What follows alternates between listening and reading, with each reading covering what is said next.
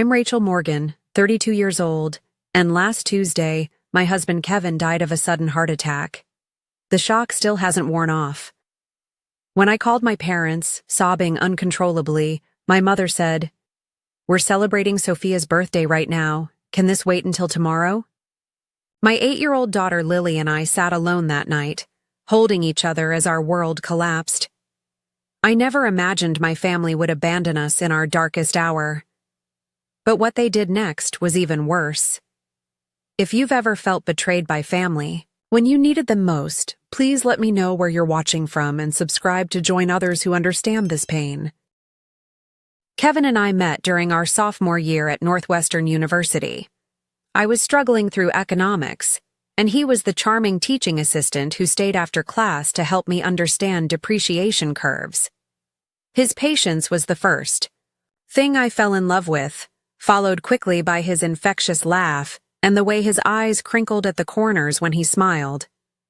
We dated through college, and he proposed on graduation day, hiding the ring in my diploma case. We married young at 23, ignoring warnings from friends who said we should experience life before settling down. But Kevin was my life. He was the person I wanted to experience everything with. After finishing his MBA, Kevin landed a job at a prestigious financial advisory firm in Chicago.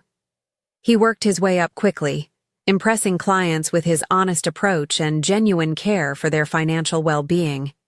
He wasn't just good with numbers, he was good with people. That combination made him exceptional at his job. We spent 5 wonderful years as a couple before deciding to try for a baby. What we thought would be an easy journey turned into 3 years of heartbreak. 2 miscarriages, countless doctor appointments, and 1 failed round of IVF later, we were emotionally exhausted and financially drained. We started discussing adoption when I unexpectedly became pregnant with Lily. The pregnancy was difficult. I was on bed rest for the final 2 months, and Kevin worked from home to take care of me. He'd bring me breakfast in bed, massage my swollen feet, and read pregnancy books aloud to both me and our unborn daughter. When Lily finally arrived, Kevin cried harder than I did, holding her tiny body against his chest like she was made of glass. For 8 beautiful years, we were the family. I'd always dreamed of having... Kevin coached Lily's soccer team despite knowing nothing about soccer. He learned alongside her, watching YouTube tutorials at night after she went to bed. He never missed a school event or a doctor's appointment. His calendar was filled with reminders about Lily's activities, color-coded by importance. There were warning signs about his health that we both ignored. Occasional chest pains he attributed to stress. Shortness of breath he blamed on being out of shape. The doctor said his slightly elevated blood pressure was normal for a man approaching 40 with a high-pressure job. Take some aspirin, exercise. More, cut back on sodium. Standard advice we took too casually. The morning it happened started like any other Tuesday. Kevin made pancakes shaped like dinosaurs while I packed Lily's lunch. He kissed us both goodbye, promised to be home early for Lily's school art show, and headed to work. His last words to me were, "Don't forget to pick up more maple syrup. The real stuff, not that corn syrup garbage." Such a mundane final conversation. At 10:47 a.m., my phone rang. It was Amanda, Kevin's assistant. Her voice was shaking so badly I could barely understand her. "Rachel, Kevin collapsed during a client meeting.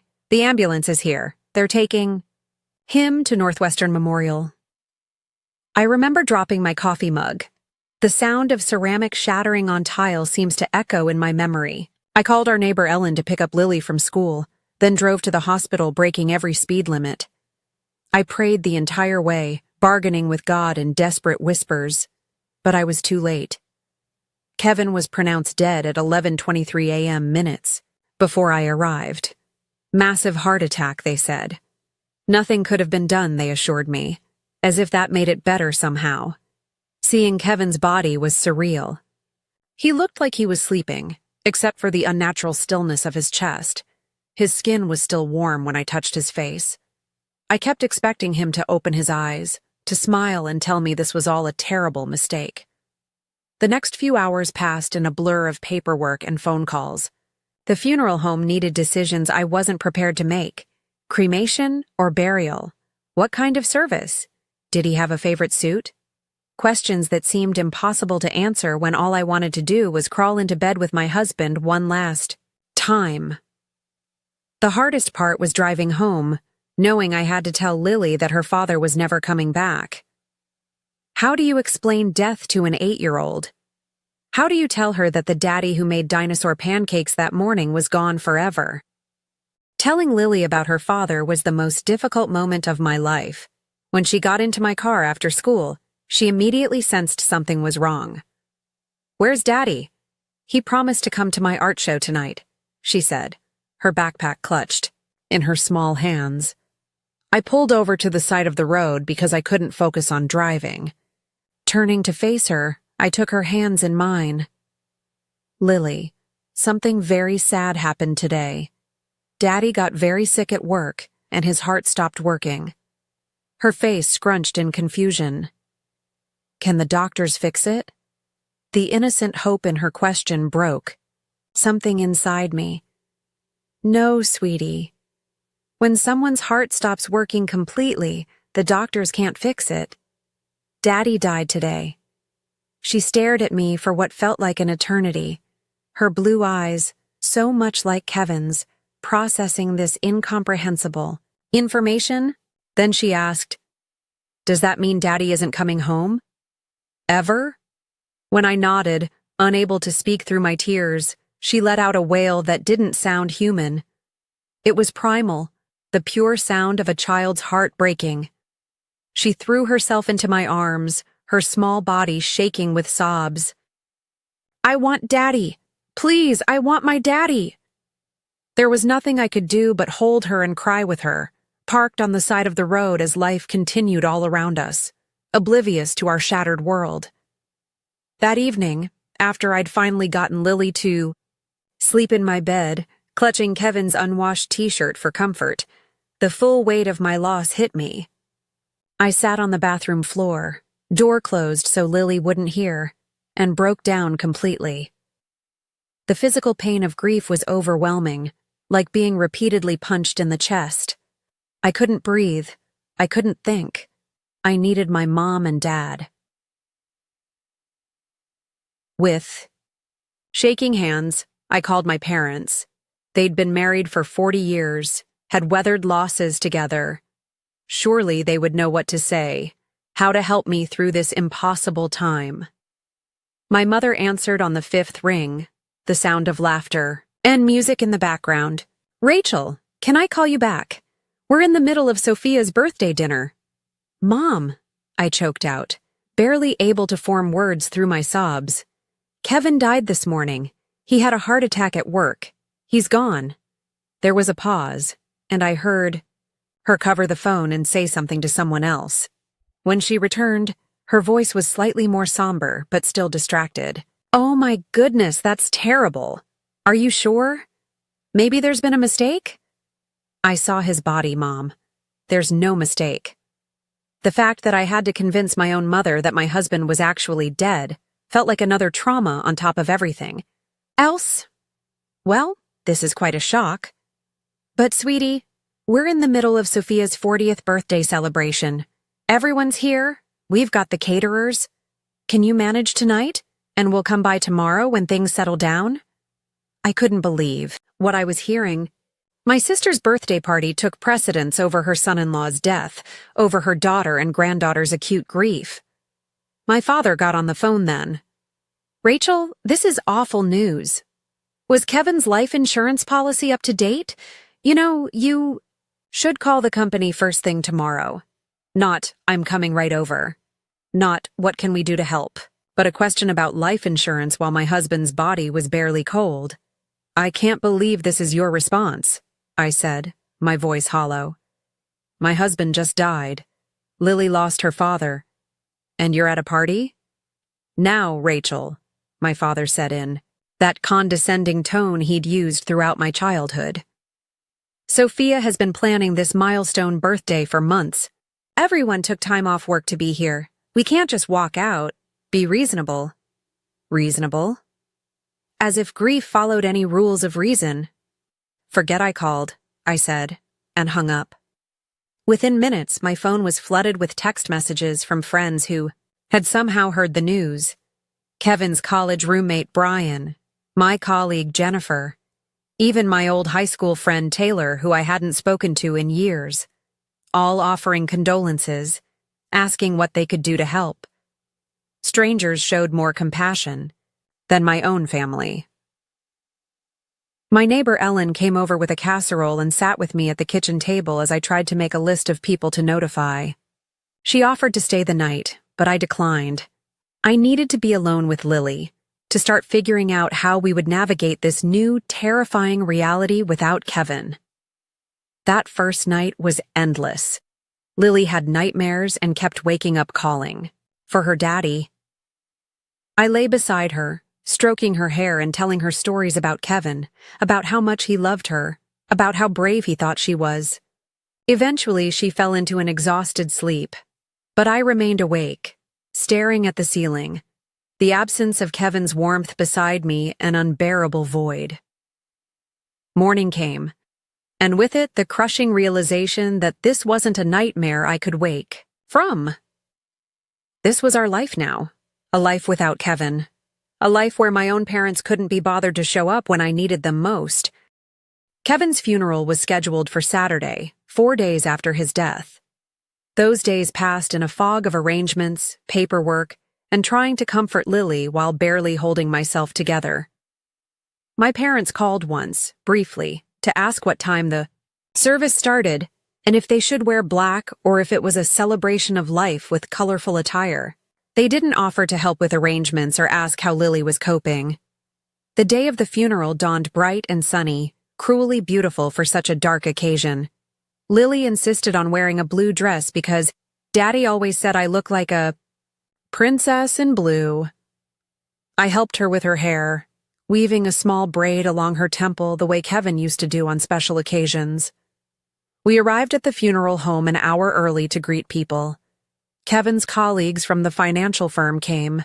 First, somber in their dark suits, many of them openly crying. They had lost not just a coworker but a friend. They each took time with Lily, sharing small stories about her father that she might treasure later.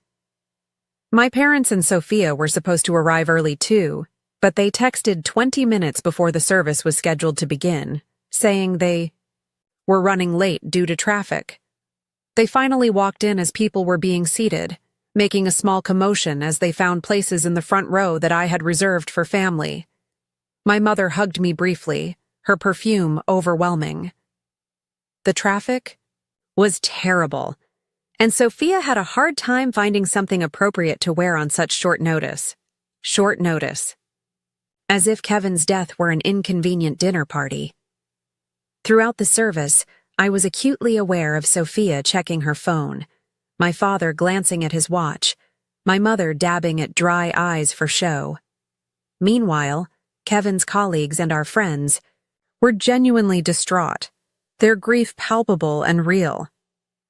In contrast to my family's detachment, Kevin's brother Marcus showed true devastation. He had flown in from Japan, where he taught English, arriving just hours before the service. He looked exhausted and hollow-eyed, having clearly not slept on the 30-hour journey. He sat next to Lily, holding her hand throughout the service, their identical blue eyes filled with tears. When it came time for the eulogy, I wasn't sure I could do it. My legs felt like lead as I approached the podium, but then I looked at Lily, sitting there so brave and small in her blue dress, and found the strength somewhere.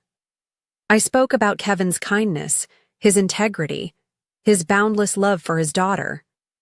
I spoke about his terrible jokes that made us groan and laugh at the same time.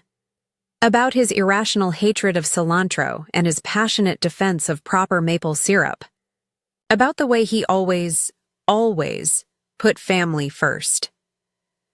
The bitter irony of those last words wasn't lost on me as I glanced at my parents, who were already gathering their things as I concluded, clearly eager to leave. during the reception at our house. Afterward, I overheard my father talking to my Uncle James near the drinks table. Kevin was doing very well at that firm, partner track. The life insurance alone must be substantial, not to mention the investments. Rachel will be set for life. It took everything in me not to confront him then and there, to demand how he could be thinking about money on the day we buried my husband. But I was too emotionally exhausted, too focused on making sure Lily was okay, to start a scene. My mother and Sophia barely helped with the reception, leaving most of the work to Kevin's colleagues' wives and my friends. They sat in the living room accepting condolences as if they were the primary mourners, while I moved through my own home like a ghost, mechanically thanking people for coming, accepting casseroles I would never eat. Meanwhile, Kevin's parents, though devastated by the loss of their only son, were models of genuine support. His mother Diana took over caring for Lily during the reception, making sure she ate and protecting her from well-meaning but overwhelming guests. His father Robert quietly organized the cleanup afterward, staying until the last guest had left. The contrast between Kevin's family and my own was stark and painful. As I watched my in-laws support each other in their grief while also finding strength to support me and Lily, I felt the absence of that same love from my own parents, like a physical wound. Kevin's will had been mentioned briefly during a conversation with the funeral director, but I couldn't bear to think about legal matters yet. Thomas, Kevin's friend from law school who had handled our estate planning, gently suggested we wait a week or two before discussing the details. "There's no rush," he assured me. "Everything is in order, and you and Lily are well provided for." Kevin made sure of that. As the house finally emptied of guests, my parents and Sophia made quick excuses about getting on the road before dark. They left with perfunctory hugs and promises to call soon. They didn't offer to stay and help clean up, didn't ask if Lily and I wanted company, didn't acknowledge that this would be our first night after officially saying goodbye to Kevin. Instead, Marcus and Kevin's parents stayed. Diana made up the guest room for Kevin's parents and the sofa for Marcus. "We'll be right here if you need anything during the night," Diana said, hugging me tightly. "You're not alone, Rachel. Remember that." But as I lay in bed that night, listening to Lily's soft breathing beside me, I couldn't help feeling that in one crucial way, I was very much alone. The people who should have been my first line of support, my bedrock in time of crisis, had proven themselves unworthy of that role. 2 weeks after the funeral, I was sitting at the kitchen table trying to make sense of our health insurance situation when the doorbell rang. Lily was at school, her first week back since losing her father. The teachers were keeping a close eye on her and sending me regular updates, for which I was grateful. Through the peephole, I saw my parents standing on the porch, my father straightening his golf shirt, my mother checking her reflection in her compact mirror. I hadn't spoken to them since the funeral. They'd texted a few times with generic messages like, "Thinking of you," and "Hope you're doing okay," but there had been no real communication. I opened the door, not bothering to hide my surprise. "I didn't know you were coming over," we thought. "We'd check in, see how you and Lily are doing," my mother said, brushing past me into the house. "Is she at school? Good, we can talk openly."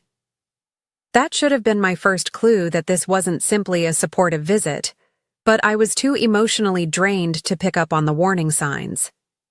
They settled themselves in the living room while I made coffee, falling into the hostess role automatically, even though they should have been taking care of me.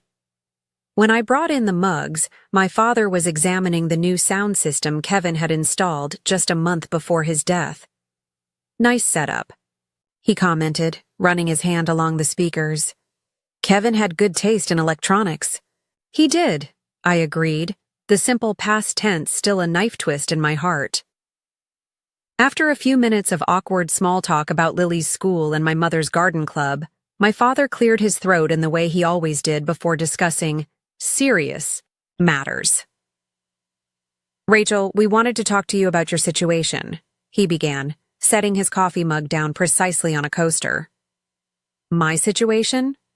Your financial situation, my mother clarified, exchanging glances with my father. Now that you're adjusting to life without Kevin. I stared at them, not comprehending at first what they were getting at. I'm not sure what you mean. Kevin left us well provided for. Yes. Well, that's what we wanted to discuss, my father said, leaning forward. Your mother and I are getting older. Our retirement fund took a hit in the last market downturn, and with healthcare costs what they are. The implication hung in the air for a moment before I understood. Are you asking me for money? Now? My mother had the grace to look slightly embarrassed, but my father pressed on. We thought, given Kevin's position at the firm and his life insurance policy, that you might be in a position to help family. After all, we are your parents. The audacity of their request left me momentarily speechless. My husband wasn't even cold in his grave, and they were here with their hands out. How much are you thinking? I asked, my voice flat. My father, apparently missing my tone completely, brightened. Well, we were thinking something substantial would make sense. Perhaps 50% of the life insurance payout? That would secure our retirement and leave plenty for you and Lily. 50% of my widowed daughter's support to secure your retirement. I repeated the words slowly, making sure I understood. The daughter you couldn't be bothered to comfort when her husband died because you were at a birthday party. My mother flinched, but my father remained unperturbed. Now, Rachel, there's no need to be emotional about this. It's just practical, financial planning. And we did come to the funeral. How generous of you to attend my husband's funeral, I said, my voice dripping with sarcasm. We raised you, Rachel, my mother interjected. We paid for your college education. We helped with the down payment on your first house. I think we deserve some consideration now that you've come into money. Come into money? My husband died. I was shouting now, all the hurt and rage of the past 2 weeks boiling over. I didn't win the lottery. I lost the love of my life, the father of my child, and you're treating it like I hit some financial jackpot. My father's expression hardened. There's no need to be dramatic. Kevin knew the risks with his heart condition. He should have taken better care of himself. And now that he's gone, it's just practical to discuss how his assets should be distributed. Family should help family. In that moment, as my father casually blamed Kevin for his own death while simultaneously trying to profit from it, something snapped inside me. The grief that had left me passive and numb for 2 weeks suddenly crystallized into razor-sharp clarity. Get out, I said quietly. Rachel, be reasonable, my mother began. Get out of my house. I screamed, the force of my anger physically propelling me to my feet. How dare you come here asking for Kevin's money? How dare you blame him for dying? He was worth 100 of you, and you couldn't even be bothered to comfort your own daughter when she was breaking apart. My parents looked genuinely shocked at my outburst. They had never seen me truly angry before, having raised me to be accommodating, to avoid conflict, to be the good daughter while Sophia got to be the demanding one. We're only asking for what's fair, my father said stiffly, standing up. We're your parents, Rachel. We deserve respect. Respect is earned, I replied, my voice shaking. And you've earned none. Now get out before Lily comes home and hears what kind of people her grandparents really are. They left in a huff, my mother making noises about me being ungrateful, and my father muttering about reconsidering our relationship. I closed the door behind them and sank to the floor, trembling with rage and hurt. Later that afternoon, when I picked Lily up from school, she seemed more withdrawn than usual. In the car, she finally spoke up. Mommy, why were Grandma and Grandpa at our house today? My heart sank. Did you see them? She nodded. Mrs. Wilson let me go to the bathroom during math, and I saw their car from the school window. Did they bring something for us? The innocent question broke my heart anew. No, sweetie, they just Came to talk to me about some grown-up things. Did they ask about Daddy's money? She asked, surprising me with her perception. What makes you say that? Lily looked down at her hands. I heard Grandpa at the funeral telling Uncle James that we would get lots of money because Daddy died. Is that true? That my 8-year-old daughter had overheard such a conversation made me physically ill. Lily, your daddy made sure we would be taken care of, yes. But money doesn't make up for not having him here with us. She nodded sagely. I would give all the money in the world to have Daddy back. Me too, baby, I whispered. Me too. That night, I called Marcus, who had returned to Japan but was planning to come back for an extended stay during his summer break to help us adjust. I told him about my parents' visit and their demand. Are you kidding me? He exploded. They want half of Kevin's life insurance? That's insane, Rachel. I know. I still can't believe they actually asked. But I'm worried they might not let it go. My father can be very stubborn when he thinks he deserves something. Marcus was quiet for a moment. Kevin talked to me about his financial planning, you know. He was very thorough, wanted to make sure Lily would be taken care of through college and beyond if anything happened to him. He would be furious about your parents trying to take that security away from her. I know, I said softly, the familiar ache of missing Kevin intensifying. I think I need to talk to Thomas about the legal situation just to be prepared. That's a good idea, Marcus agreed. And Rachel? Don't let them manipulate you. Kevin protected you and Lily for a reason. The next day, I met with Thomas at his office. He was sympathetic, but not surprised by my parents' behavior. Unfortunately, I see this kind of thing more often than you'd think, he said, reviewing Kevin's will and insurance documents. But I can assure you, everything is airtight. Kevin designated you as the sole beneficiary of his life insurance and retirement accounts. Your parents have absolutely no legal claim to any of it. Could they contest the will? I asked, worried. Thomas shook his head. The will is clear and properly executed, and even if they tried, they have no grounds.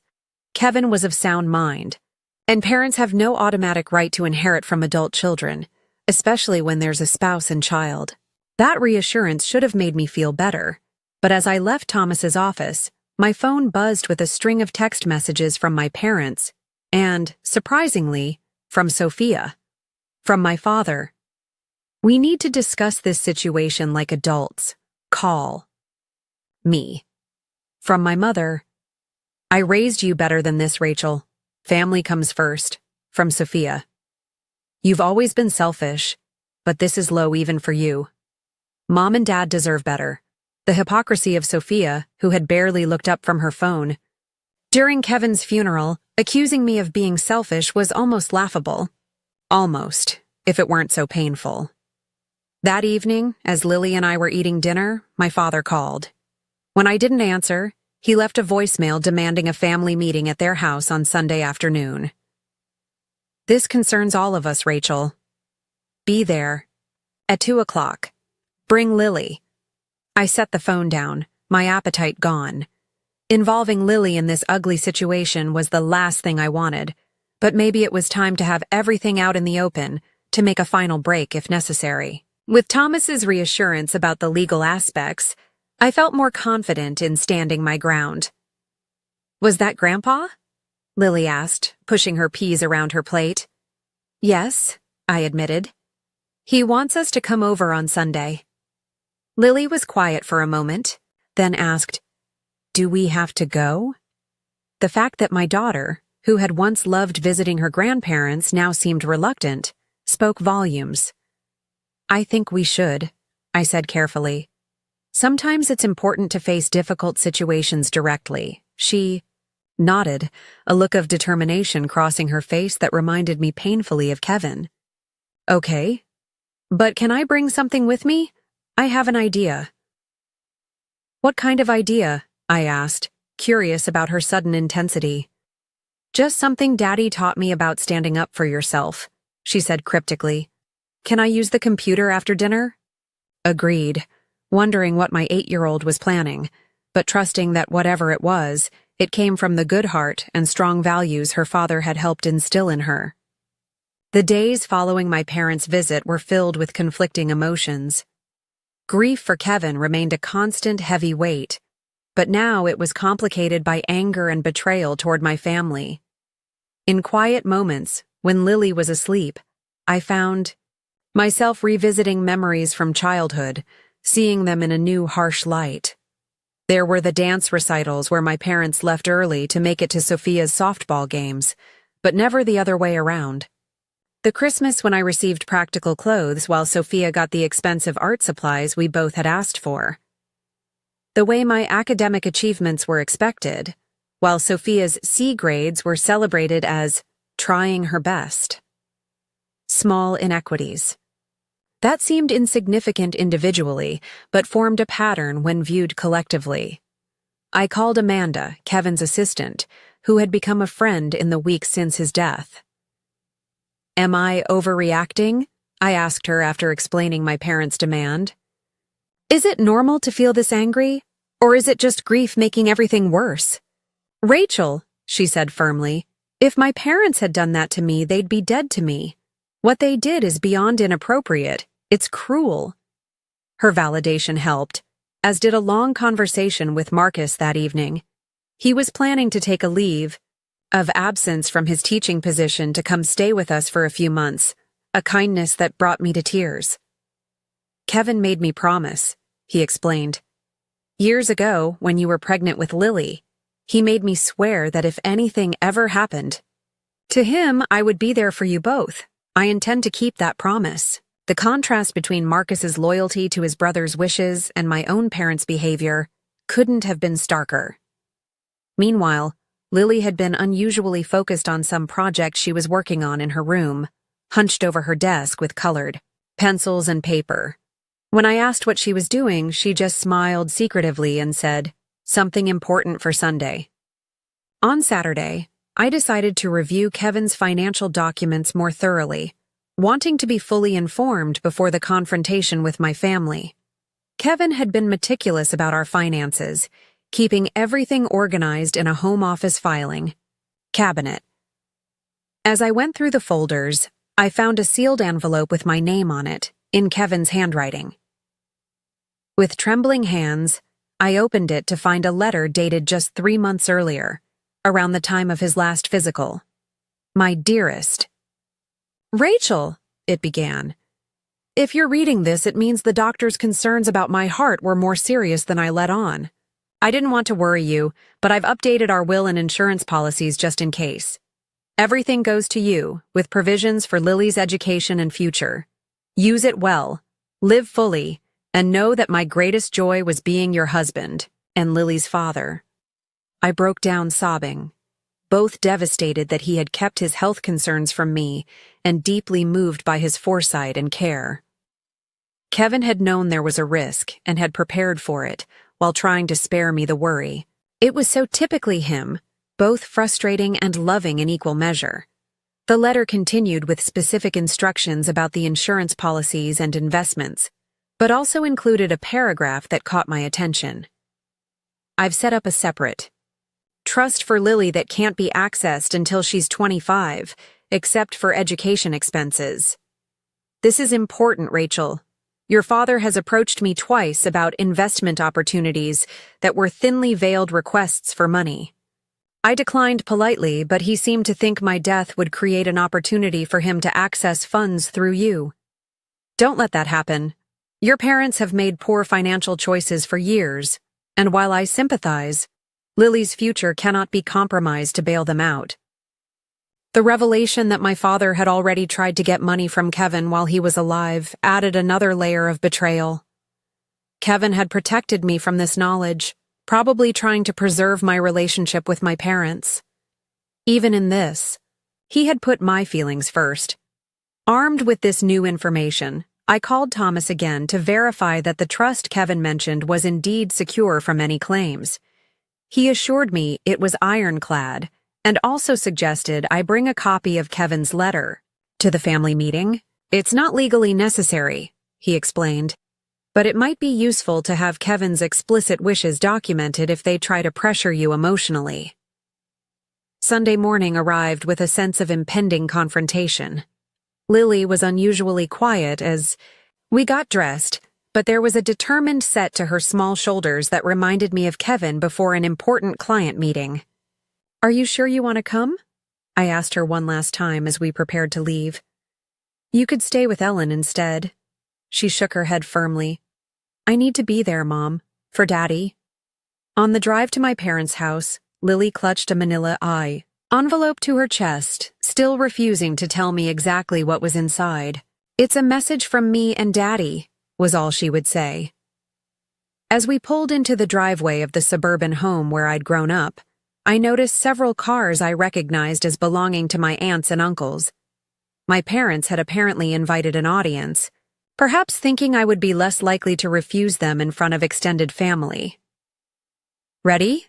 I asked Lily, my hand on the ignition. She nodded, her face solemn beyond her years. "I'm ready, Mom. Don't worry." We walked to the front door, hand in hand, both of us drawing strength from the other. Before I could ring the bell, the door swung open to reveal my mother, dressed formally as if for church, her face set in a practiced expression of concern. "Rachel, Lily, come in. Everyone's waiting in the living room." We followed her through the familiar hallway into the large living room where I'd spent countless childhood Christmases and birthdays. Now it felt like walking into an ambush. My father sat in his recliner, positioned like a judge presiding over a court. Sophia was perched on the arm of the sofa, scrolling through her phone. Around the room sat my Aunt Rita, Uncle James, and my father's brother Terry with his wife Barbara.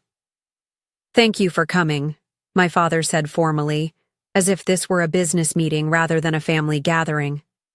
"We have important matters to discuss." I remained standing, keeping Lily close, to my side. "Before we start, I want to be clear that whatever you have to say, you can say in front of Lily. She has a right to know what's happening in her family." My mother frowned. "Rachel, this is hardly appropriate conversation for a child. If it's not appropriate for her to hear, then it's not appropriate for you to be asking," I replied evenly. "This concerns her future, too." My father cleared his throat. "Fine. We'll get right to the point. Your mother and I have been discussing the family financial situation. As you know, we helped you considerably throughout your life, from college, tuition to the down payment on your first house." I bit back the retort that they had paid half as much for my education as they had for Sophia's art school, which she never completed. This wasn't the time for old grievances. "We believe," he continued, "that given the substantial windfall you've received from Kevin's passing, it's only fair that you assist the family in return. We're proposing a distribution that would secure our retirement and also provide some assistance to Sophia, who, as you know, has struggled financially as an artist." Sophia looked up from her phone long enough to give me a smug smile, as if my husband's death were some cosmic balancing of the scales between us. "I've prepared a breakdown of what we consider a fair distribution," my father said, passing me a printed document. "As you'll see, we're suggesting 50% of the life insurance proceeds be directed to your mother and me, with an additional 15% allocated to Sophia." I scanned the document, which detailed not just percentages, but actual dollar amounts. They had somehow discovered the exact value of Kevin's life insurance policy, likely through my Uncle James, who worked in the insurance industry. "You want 65% of the money that's meant to secure my daughter's future after losing her father?" I stated flatly. "Money that Kevin earned and specifically designated for us." "Family takes care of family, Rachel," my mother interjected. "Your father and I are getting older, our medical expenses are increasing, and you have to think about the bigger picture." "The bigger picture," I repeated, "like how you couldn't be bothered to leave Sophia's birthday party when my husband died. That bigger picture?" An uncomfortable silence fell over the room. My Aunt Rita shifted in her seat, looking embarrassed. At least someone had the decency to recognize how inappropriate this all was. "Now, Rachel," my father said in his patronizing tone, "we've apologized for that unfortunate timing. But you have to understand, we had guests from out of town. We couldn't just leave." "Actually, you could have," I replied. "You chose not to." "This isn't productive," Sophia cut in. "The point is, you're suddenly rich while the rest of us are struggling. Mom and Dad sacrificed for you your whole life. They deserve security in their old age." "And what about Lily's security?" I asked, my voice rising despite my efforts to stay calm. "Do you think Kevin died so that you could buy a new car or go on cruises? That money is for his daughter's future." My father stood up, his face reddening. "Now you listen here. We are your parents. We raised you, fed you, clothed you. You owe us respect and consideration." "Respect?" I laughed bitterly. "You haven't shown me or Lily an ounce of respect or genuine concern since Kevin died. All you care about is what you can get from us." "That's not true," my mother protested weakly. "We care about you, Rachel. We're just trying to be practical." "Practical would be asking how your granddaughter is coping with losing her father. Practical would be offering to help with meals or housework or emotional support. Not this vulture behavior."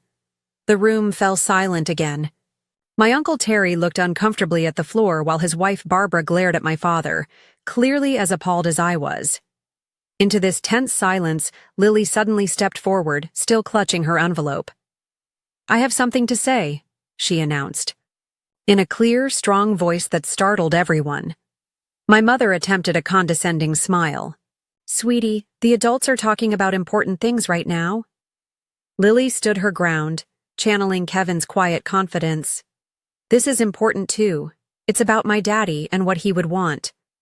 All eyes turned to her, this small figure standing so bravely in the center of adult conflict.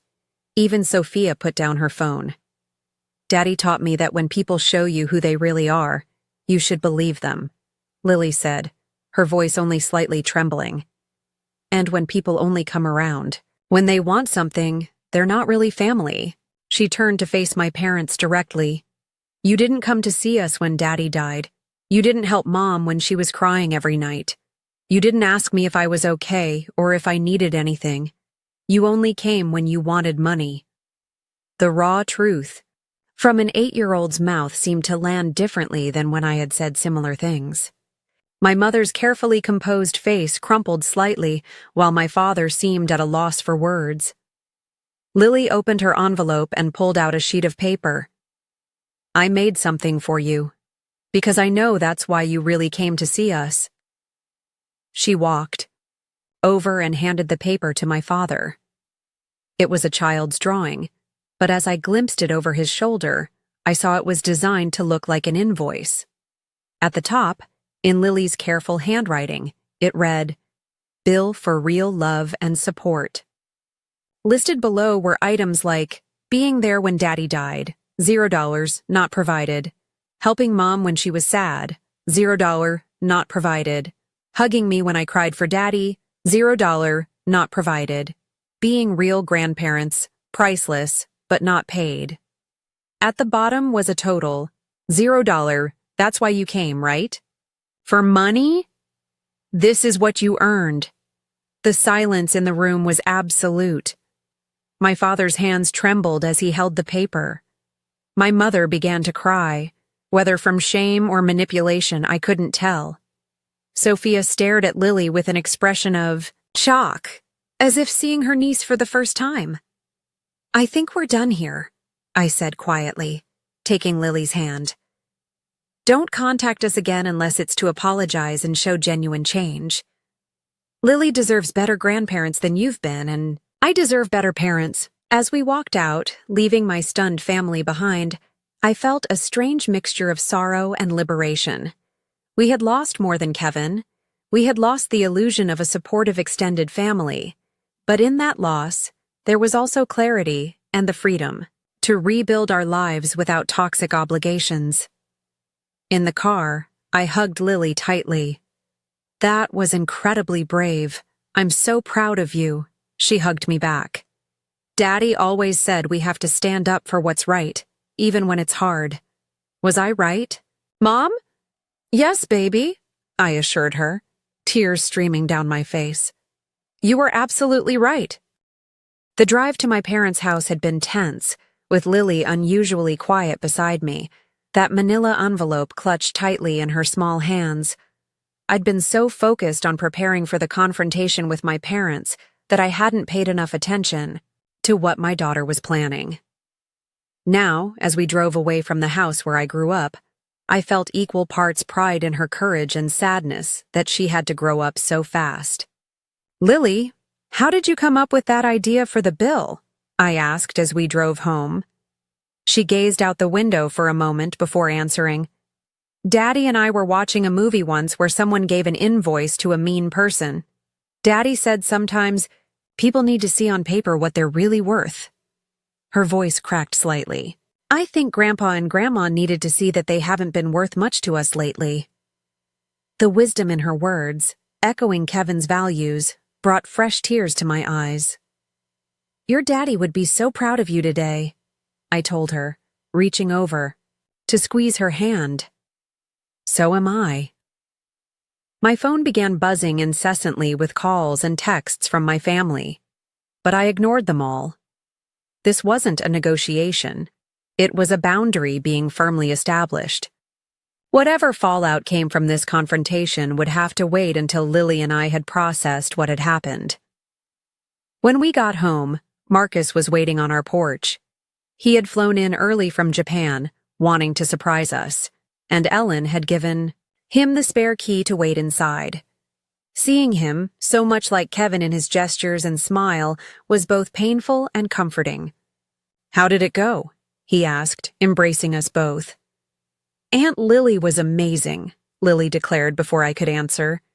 She stood up to Grandpa and made him see that he was being mean about Daddy's money. Marcus raised an eyebrow at me. Aunt Lily? I smiled. Despite everything. Apparently I've been promoted from Mom to Aunt Lily for bravery points. Over dinner, we told Marcus everything that had happened at my parents' house. His expression darkened when I described my father's distribution plan, but he broke into a proud smile when Lily explained her invoice idea. That's pure Kevin right. There, he said, ruffling Lily's hair. Creative problem-solving with just the right amount of well-deserved guilt trip. That night, after Lily went to bed, Marcus and I sat in the kitchen drinking tea and talking about next steps. They'll try. Again, he warned me.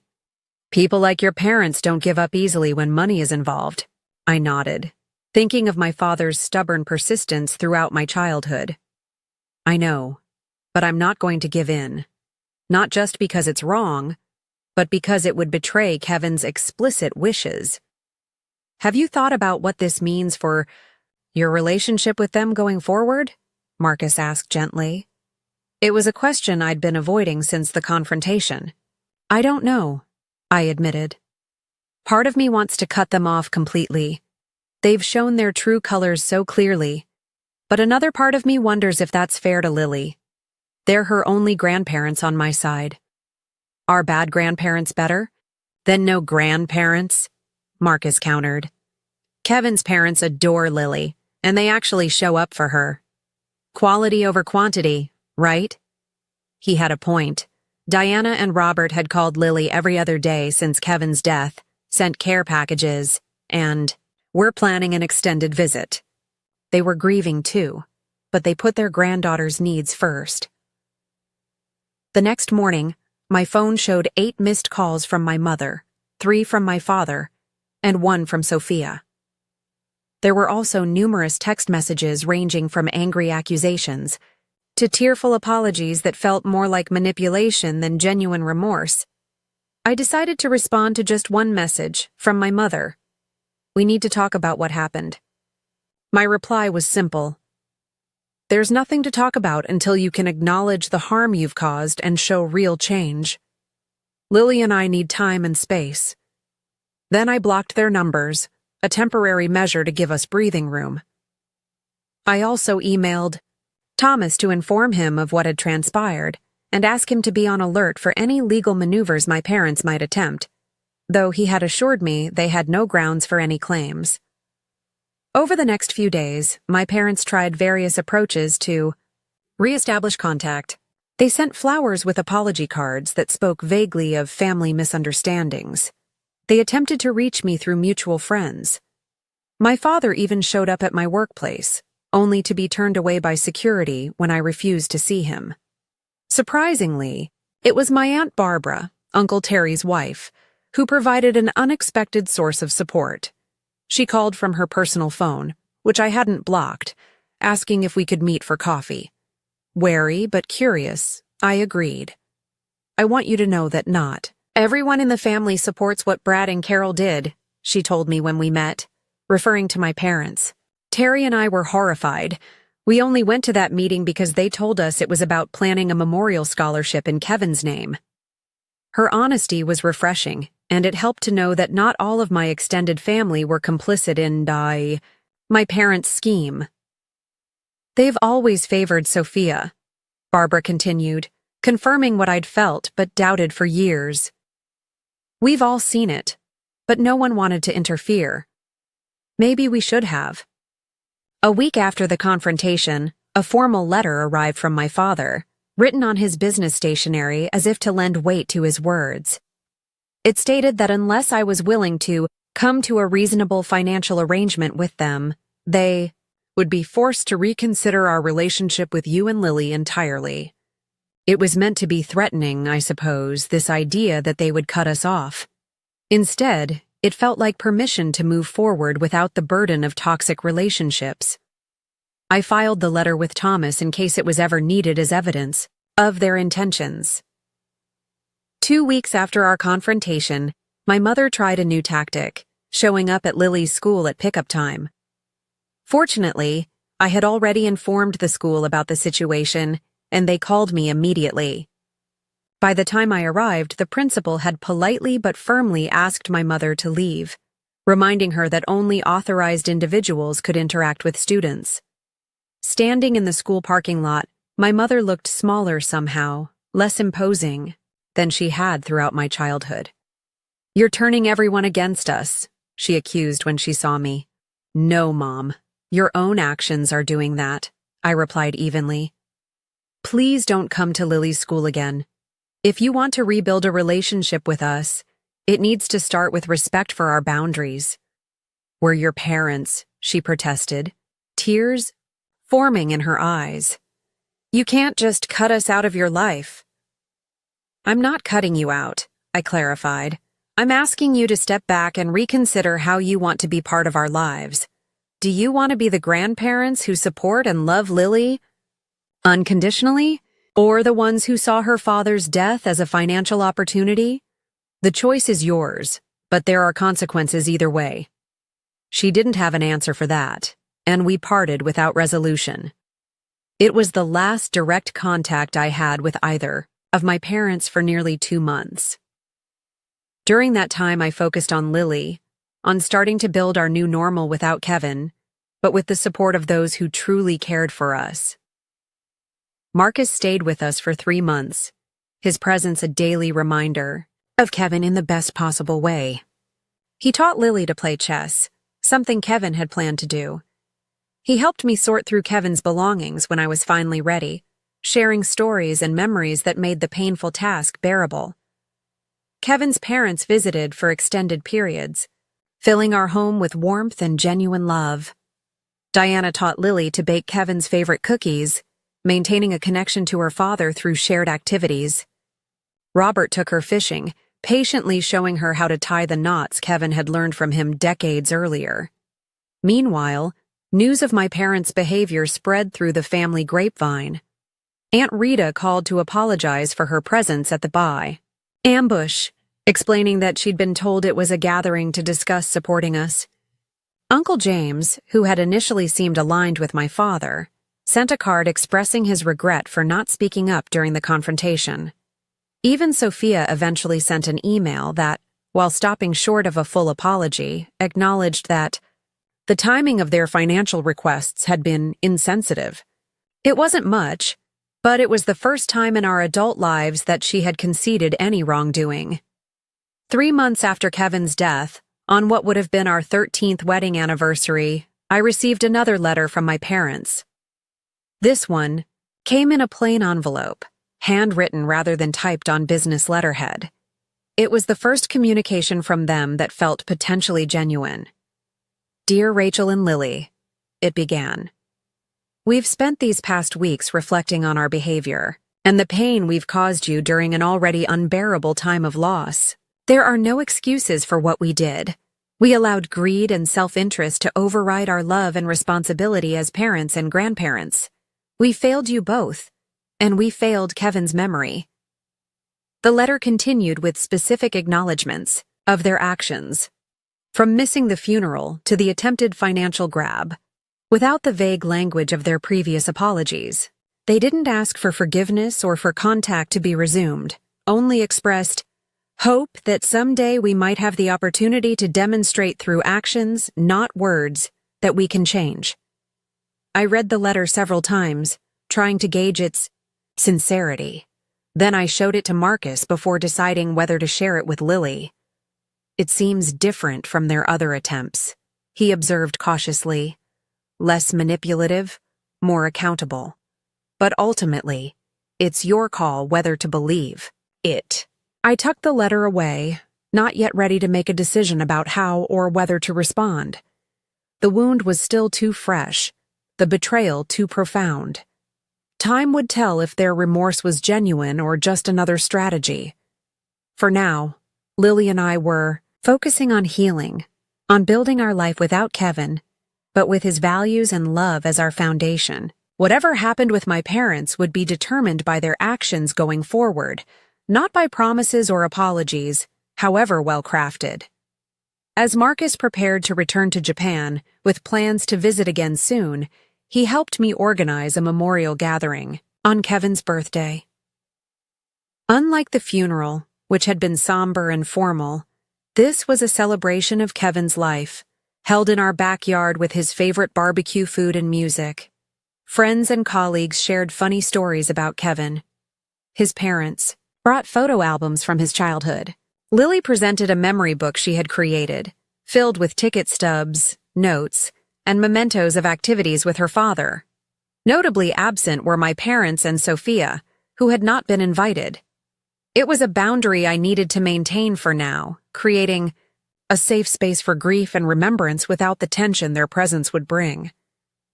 As the gathering wound down and guests began to leave, Lily tugged at my sleeve. "Mom, can we invite Grandma and Grandpa next time?" she asked quietly. "Which grandparents, sweetie?" I asked, though I knew who she meant. "Mom's parents," she clarified. "The ones who asked for money. I think Daddy would want us to give them another chance if they're really sorry."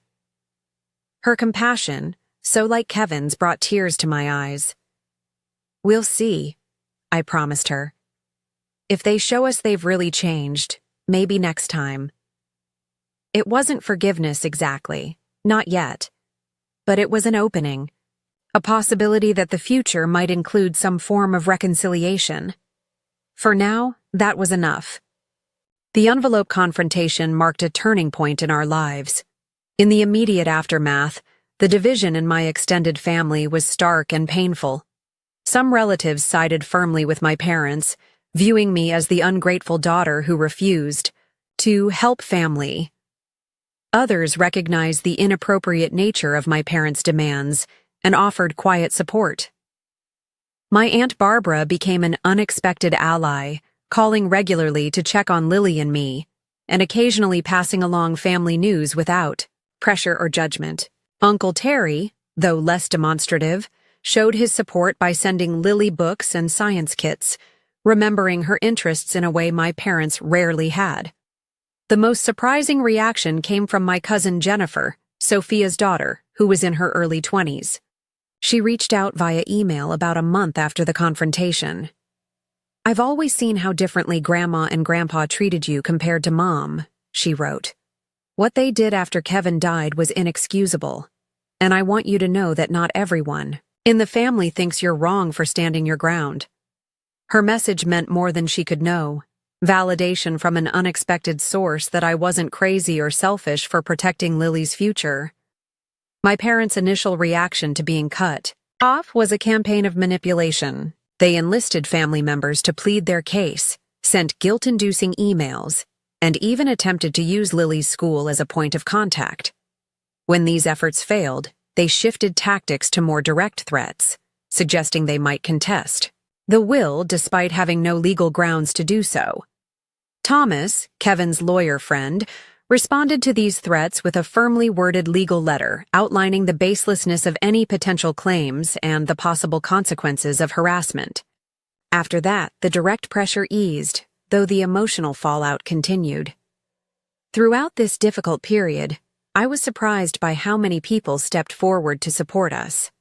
Kevin's colleagues established a college fund for Lily, separate from what Kevin had already arranged. My neighbor Ellen, a retired teacher, helped Lily with homework when grief made concentration difficult. Even my boss at the architectural firm where I worked as an office manager showed unexpected compassion, allowing me flexible hours to attend grief counseling with Lily. 6 months after Kevin's death, Marcus returned for another extended visit, this time with news. "I'm transferring to the university here," he announced over dinner one night. "I've been offered a position in the linguistics department starting next semester." "You're moving back to the States?" I asked, surprised. Marcus had been living in Japan for nearly a decade. He nodded, glancing at Lily, who was practically bouncing with excitement. "Kevin made me promise to be there for you both. It's easier to keep that promise if I'm in the same country, ideally the same city." The decision to reconfigure our lives without Kevin wasn't simple, but having Marcus nearby made it easier. He didn't try to replace his brother, but his presence kept Kevin's memory alive for Lily in countless small ways, from the same quirky sense of humor to shared mannerisms that sometimes caught me off guard. On Lily's 9th birthday, 4 months after the confrontation with my parents, I received another letter from them. This one came with a modest gift for Lily, a book about astronomy that actually aligned with her interests, suggesting a level of thought that had been missing from previous gifts of pink princess items she had never cared for. The letter acknowledged the hurt they had caused and asked, not for money or even forgiveness, but simply for the opportunity to see Lily on her birthday, even if just for 15 minutes in a public place of your choosing, with you present the entire time. After discussing it with Lily, who was cautiously open to the idea, I arranged for a brief meeting at her favorite ice cream shop. I set clear boundaries in my response. This was not a resumption of normal relations, but a tentative first step that would depend entirely on their behavior. The meeting was awkward but surprisingly free of drama. My parents seemed genuinely chastened, focusing entirely on Lily, asking appropriate questions about school and her interest without bringing up money, the past conflict, or making demands. They had clearly rehearsed their approach, but the effort itself showed a willingness to change that I hadn't expected. As we were leaving, my father asked quietly, "Could we possibly do this again sometime? Maybe next month?" It was the lack of entitlement in his request, the understanding that access to his granddaughter was a privilege to be earned rather than a right to be demanded. That made me consider it. "We'll see," I replied. "I'll let you know." That tentative beginning led to carefully structured, occasional visits over the next few months. My parents remained on probation, so to speak, but they consistently respected the boundaries I established. They never mentioned money again, never tried to see Lily without my permission, and gradually demonstrated through actions rather than words that they understood the damage they had done. A year after Kevin's death, we held a memorial service on the anniversary. Unlike the confrontation several months earlier, I chose to invite my parents, making it clear that this was a significant test of their commitment to rebuilding our relationship. To my relief, they came appropriately somber and supportive, bringing a photo album of Kevin at family gatherings that I hadn't even known existed. They stayed in the background, not making the day about them or their relationship with me, but simply honoring Kevin's memory alongside everyone else who had loved him. After the service, my mother approached me cautiously. "We've been seeing a family therapist," she confessed, "trying to understand where we went so wrong, not just after Kevin died, but throughout your life. It's been illuminating." It wasn't an overnight transformation, and there were still awkward moments and old patterns that emerged occasionally.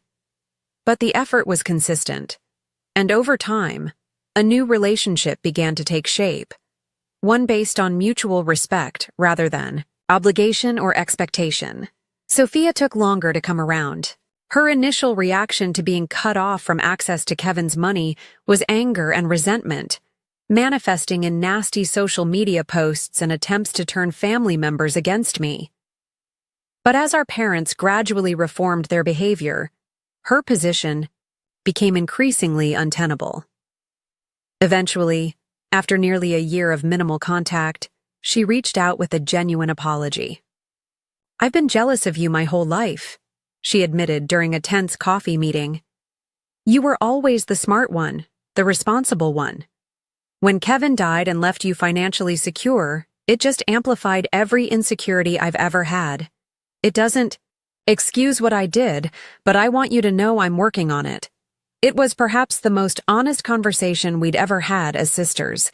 It didn't immediately repair our relationship, but it opened a door to the possibility of a healthier connection in the future.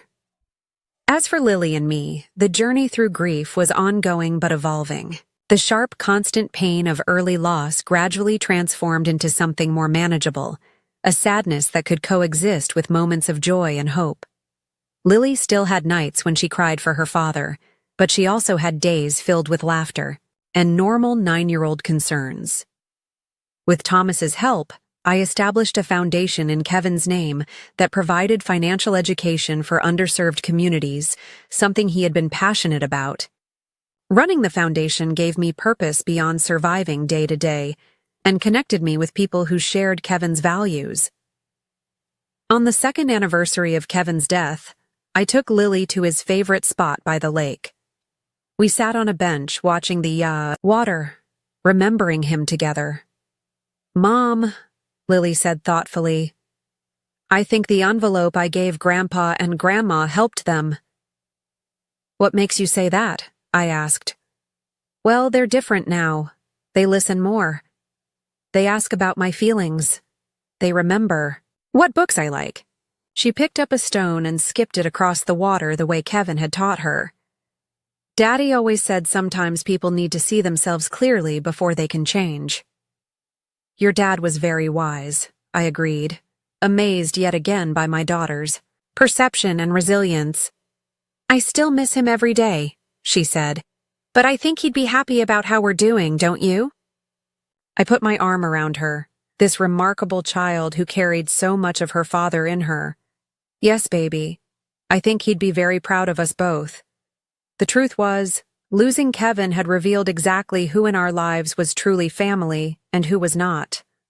Some relationships had been irreparably damaged, while others had deepened in ways I never expected. New connections had formed, creating a support system built on genuine care rather than obligation.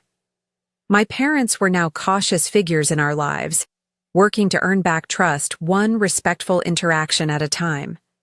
Marcus had become a constant, loving presence, an uncle who took his role seriously.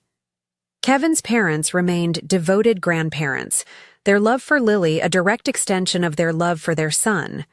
And Lily and I had each other, bonded not just by grief, but by our shared experience of standing up for ourselves and discovering our own strength in the process. The inheritance that my parents had so coveted went untouched, except for living expenses and Lily's education fund. The material security Kevin provided was valuable, but his true legacy was in the values he instilled in us, the courage he inspired, and the love that continued to guide our choices. As we walked back from the lake that day, Lily slipped her hand into mine. "I think the best way to remember Daddy is to be kind but strong, like he was," she said. "To help people, but not let them take advantage." "That's exactly right," I agreed, squeezing her hand. "That's how we honor him every day." The journey of grief isn't linear, and healing doesn't mean forgetting. There are still days when the absence of Kevin feels like a physical wound, when I reach for him in my sleep or start to tell him something before remembering he isn't there. But those moments no longer define our lives. Instead, we've learned to carry him with us in the choices we make, the boundaries we maintain, and the love we continue to share. The family that emerged from our loss isn't the one I expected to have, but it's built on a foundation of genuine care and respect, stronger for having been tested.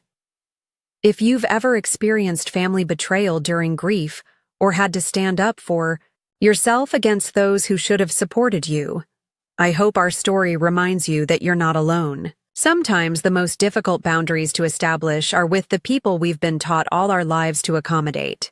But protecting yourself and those who depend on you isn't selfish. It's necessary. Please share your experiences in the comments. If you feel comfortable, like and subscribe if this story resonated with you. And remember that family is defined by love and respect, not just blood. Thank you for listening to our journey, and I wish you the strength to honor your own worth in all your relationships.